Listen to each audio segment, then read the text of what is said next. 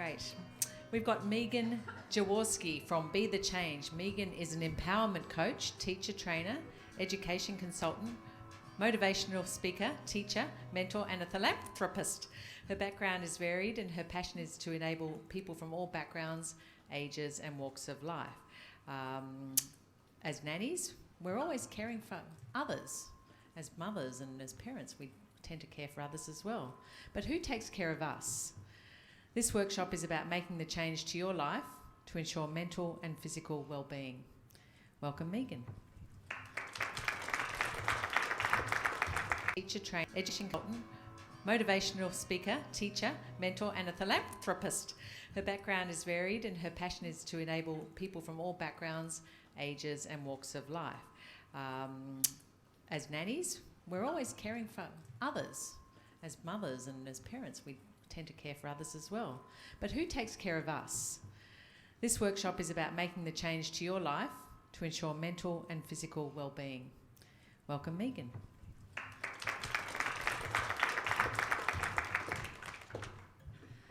There's an African proverb that says, "Be wary of a shirtless man offering you his shirt."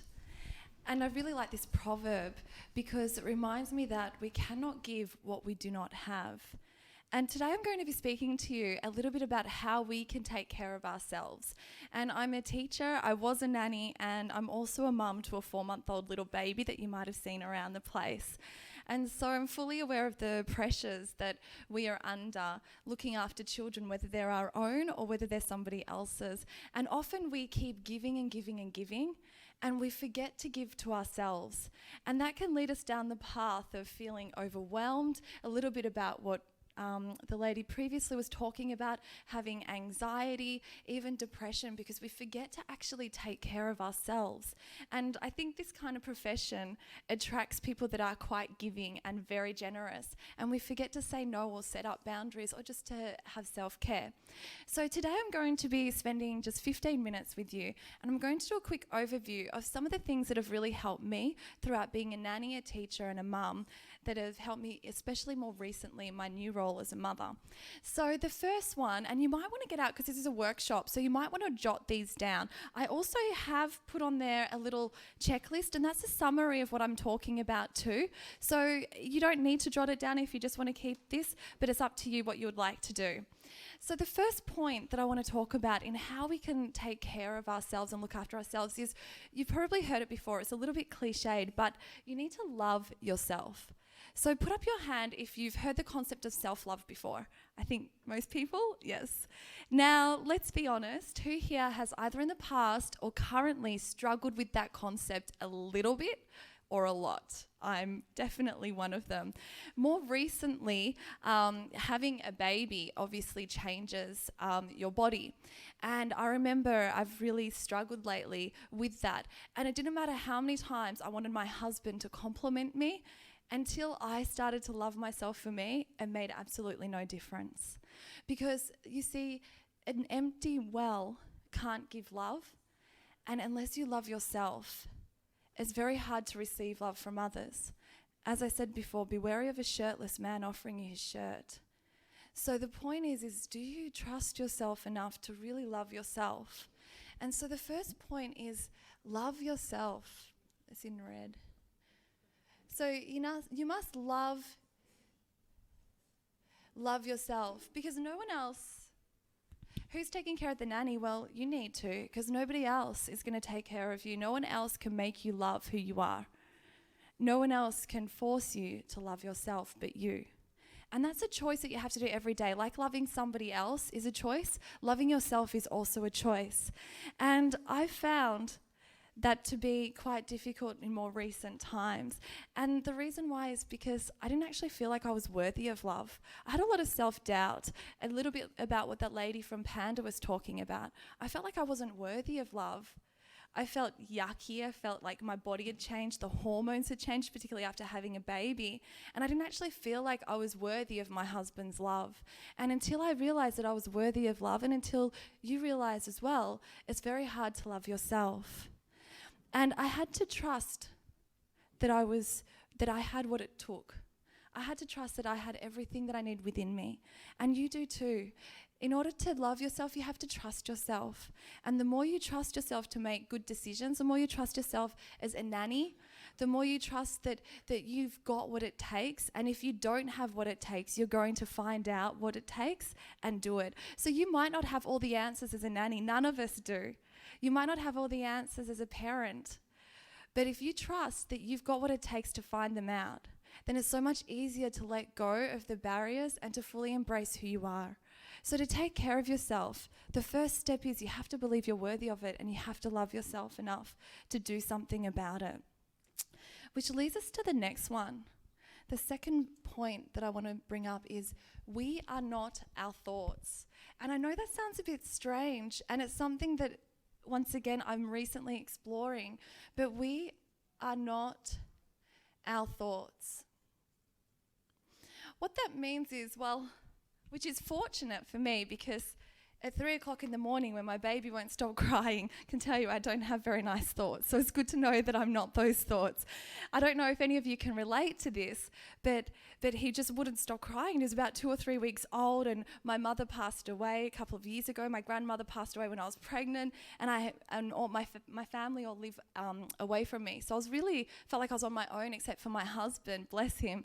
But, he's doesn't replace the support of everyone. And I remember little Liam just wouldn't stop crying, and I just remember thinking, I just want him to stop crying. And I remember just wanting to shake him. And I had those thoughts where I just, has anyone else had those thoughts, or am I just the craziest person here? Which is fine, I can cope with that. But I remember thinking that, or putting a pillow over his head or something, and I just put him on the bed, and I just took a few deep breaths, and I said to my husband, you need to take over. So then he did, which was great. But it's such a relief to me when I actually did speak to somebody about it, because I started to feel like, oh my goodness, am I a terrible mother? And, and we go down what I call lost in our thoughts. And we go down this spiral. And as a nanny, maybe you've got a child who's really challenging, really difficult. And we end up like the spiral, going down and down and down, getting a little bit lost. So I started to think to myself, oh my gosh, I'm a terrible mother. How could I have thought that? Oh, and then I would think, no, I'm not a terrible person. Yes, I am a terrible person. Well, it's not my fault I'm a terrible person. Maybe if I did this, or maybe if my husband did that. And then I started to lash out and become aggressive, and then I would feel terrible about lashing out, because I'm not a person that lashes out. I'm a nice person. So why am I lashing out? And these thoughts, and I felt like I was going crazy, and in my head I felt completely crazy, and it's what we call lost in our thoughts. It was so refreshing to know that I'm not my thoughts. My thoughts don't define me. Your thoughts don't define you. And the thing is, once we realize that our thoughts come and they go, and the more we try and hold on to them, or the more we focus on it. So what you focus on is what you get in life. And the more I was focusing on, I'm a terrible mother, or, these terrible things like, oh, I'm so fat, or whatever. I know it's ridiculous, but, sometimes these things come into your head.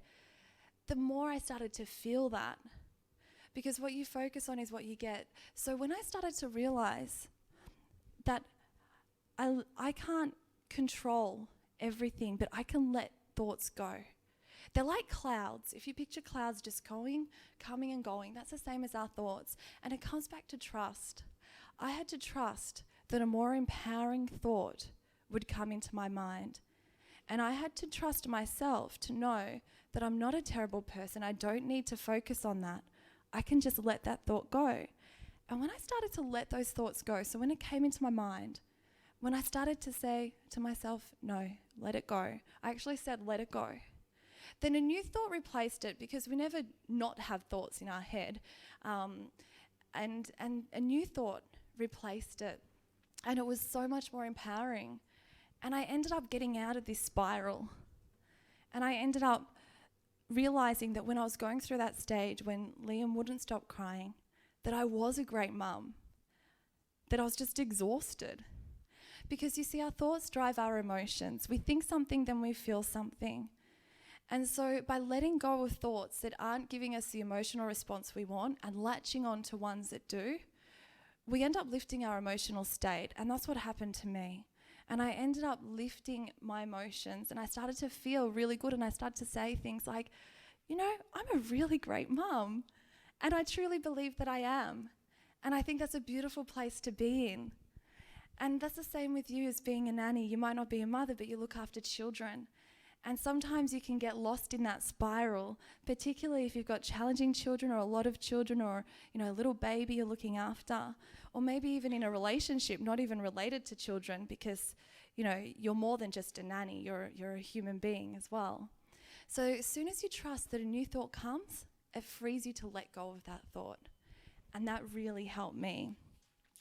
And when you come from a place of compassion and a place of love, and I'm talking about for yourself, it's easier to let go of these harming thoughts, these thoughts that don't serve you. So come from a place of compassion and love towards yourself. The third point is, and I'm going to actually get you to stand up or sit down, but the third one is, you don't have to stand up yet, okay? Is motion. You might have heard this before. Motion creates emotion. I am a teacher, but my writing's very messy. Okay, so motion creates emotion. If you want to look after yourself, get moving, change your physiology. The surest way to feel down is to slouch yourself in front of the TV and to just sit like this. So what I want you to do to illustrate this point is I want you to do sad for me. So what do you do with your body when you're feeling sad? I want you to do it now. Okay, so maybe you might, so I'm standing, so I'm going to slouch a little bit. So where you're sitting, I want you to do sad. Come on. This is a workshop. I'm going to get you involved. Do sad. So what do you do with your body when you're feeling sad? You might look down. Maybe you put your hand over your eyes. I can hear some laughter. I didn't realize when I was sad, people laughed. So when you're sad, who here that actually did it with their body language, that did sadness, maybe started to look down, maybe you started to slouch, cross your arms. You go small. When you're sad, you shrink. Who started to feel more sad? Who actually did that and not maybe giggled because it was quite funny? You do. You start to feel more sad because our body language sends messages to our brain as to what we're feeling.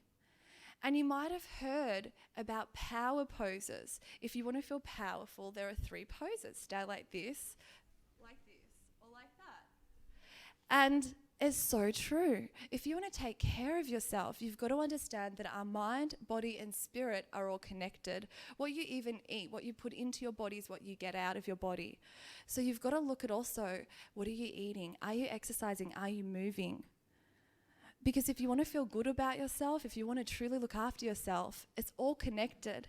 And if you think just by looking after one, you'll feel good in all round, it doesn't work that way. I wish it did, because I really like chocolate and cake, which is fine sometimes, but it's all connected. So now what I want you to do is I want you to do happy for me with your body language. So this is where you might want to stand up, because when I'm happy, I tend to bounce a bit, or I tend to, stand up. Someone's dancing in the back. That's great.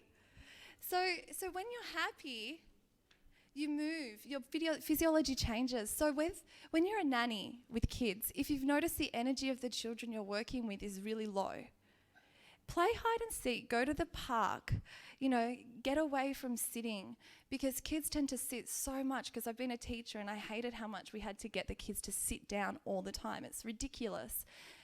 And so get the kids moving. They sit so much as it is. So then you start releasing endorphins, and that's also going to help you look after yourself.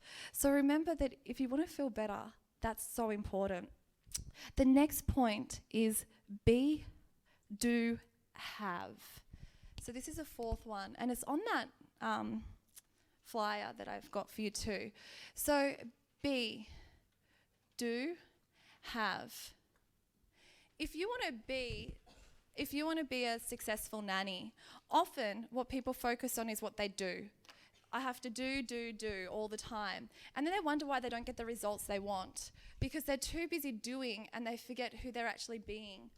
So in order to be, say, a successful nanny, so a nanny convention, we need to be, a characteristic that we need to have is, say, patience. So we need to have patience for the children we're looking after. So what does a patient person do? A patient person might speak kindly. So speak kindly. And then what would they have? I think they'd probably have calm children.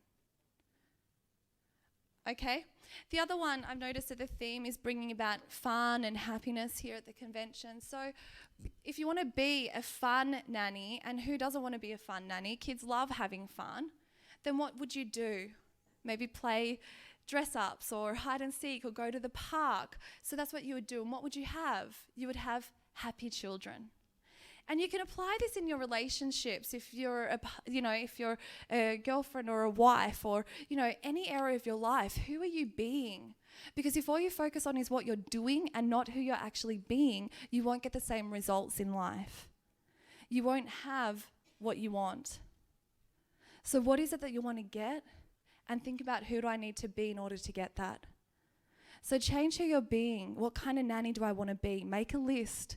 Do this actual table at home in your own time, and then work on that. Know your values, because they fit into that. It's really important. And the last one I want to talk to you about before we run out of time is breathe. And I know that's pretty straightforward. We're always breathing, so why would you need to tell someone to breathe? Because we're all breathing in this room. But so often we go through the day in our shallow breath. We chase our tails, pick up kids from school, do drop off, trying to get them to sleep. That's my life, is around sleep at the moment. That I get to the end of the day and I'm so tense that I've actually forgotten to just breathe. So I want you all now to breathe in slowly through your nose. And I want you to breathe out through your mouth. And I want you to breathe in again, but I want you to count to 6 as you breathe in this time. So really slow. Allow your diaphragm to expand. So you shouldn't be breathing in and going, because you're breathing wrong. So as you breathe in, I want your diaphragm to really fill out. So breathe in for 6. And now breathe out. This time as you breathe in, I want you to just close your eyes and I want you to breathe in all the love, all the positivity, and breathe in the kind of nanny you want to be. And I want you to breathe in to the count of 6. And I want you to close your eyes and breathe in all the beauty that's around you and within you. So breathe in. And as you exhale, just release your shoulders, release any stress you may have, any thoughts that you might have of yourself that are stopping you from being all you can be. And already you should probably start to feel a little bit more relaxed because you're breathing. And that's what I do with students in my classroom. That's what I did as a nanny, and that's what I will do as my son gets a little bit older, because we forget about our breath. And our breath is connected to everything. So if you want to take care of yourself and look after yourself, remember to breathe, and it's a great activity to do with the children you're looking after. So I just want to thank you so much for allowing me to share. I trust that this has added value to you. I will be speaking, I will be up the back. You can come up the back. I'm going to be running a workshop in next year. So if you'd like to sign up your name for if you're interested, then you can bring a friend for free to the workshop if you register your details today. And I've also got a little book that you can purchase too that touches on this more as well. So are there any questions? Because I'd love to answer them for you now. I think we've got a few minutes for question time. Everyone's really shy. Yes? What is the breathing technique you use with children? What do you say and what do you encourage them to do? Yeah, great question.